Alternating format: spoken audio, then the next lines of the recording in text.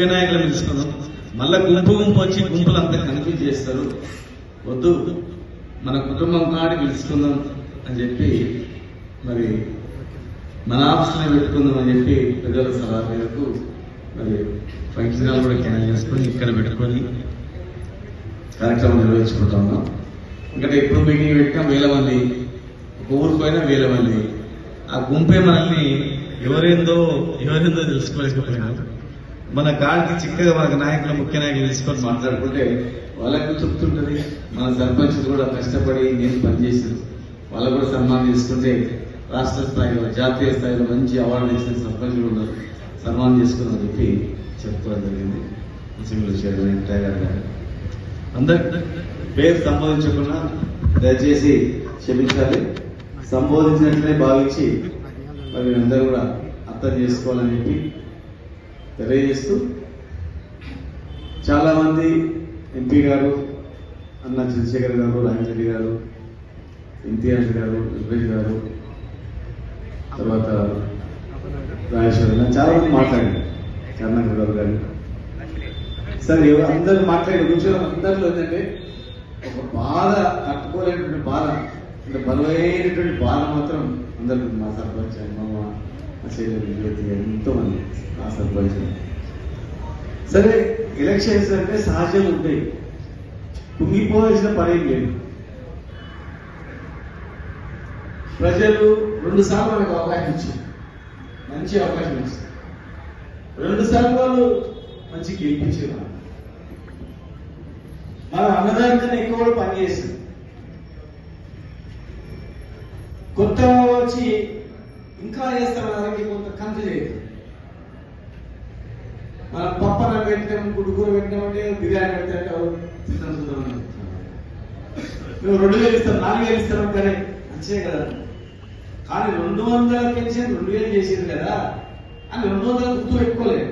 వీళ్ళు 200 2000 చేసినప్పుడు వీళ్ళు 4000 చేస్తారు అయిపోతుంది అనుకున్నారు. అట్లా అనేక రకాల హామీలు మనం రుణమాఫీ చేస్తూ వచ్చింది.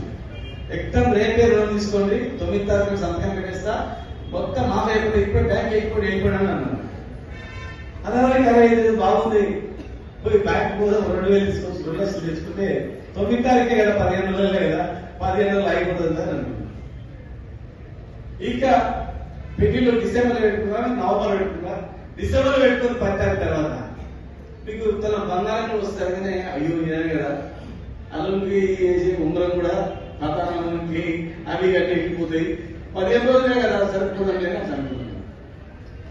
ఇక మా మహిళలకు ఎంతమంది ఆడాలంటే అంతమంది పెన్షన్ ఇస్తాం అనగానే మా ఆయన చూసుకుని మా అక్క చెల్లెలు అమ్మ మా ఇంటి దగ్గర కదా 20,000 వచ్చి ఏం పని చేసుకుంటున్నా మా ఇంటి బతుకోవచ్చు కదా, పోతే అనుకున్నాను.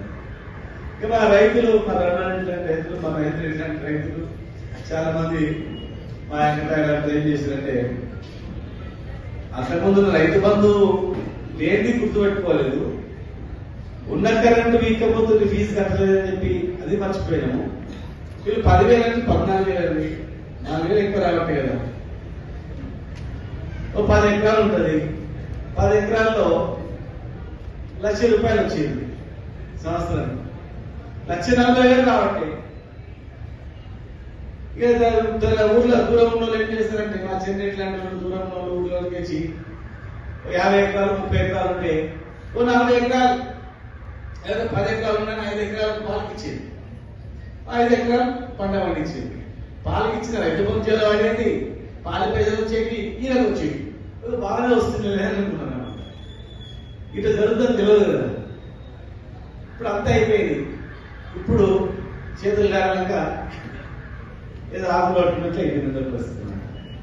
సరే పబ్లిక్ అంటే కొత్త ప్రభుత్వం కనుక ఎక్స్పెక్ట్ చేద్దాం, మనం కూడా అవి అమలు కావాలని కోరుకుందాం, వాళ్ళు అమలు చేయడం కోరుకుందాం. 100 రోజుల్లో చేస్తామన్నారు కదా, 100 రోజులు గోపు పడదాం, చూద్దాం, చేస్తే సంతోషం. ఇవన్నీ అమలు చేస్తే మనం కూడా ముఖ్యమంత్రి గారికి ప్రభుత్వానికి పోయి కృతజ్ఞత చెప్పేద్దాం. ఇవన్నీ అమలు చేసేందుకు మాకు కావాల్సింది తెలంగాణ మంచిగా రావాలి. కేసీఆర్ గారు మేము కానీ కొట్లాడి చేయకపోయి తెలంగాణ తెచ్చుకున్నది, తెలంగాణ బాగుపడాలని తెచ్చుకున్నాం.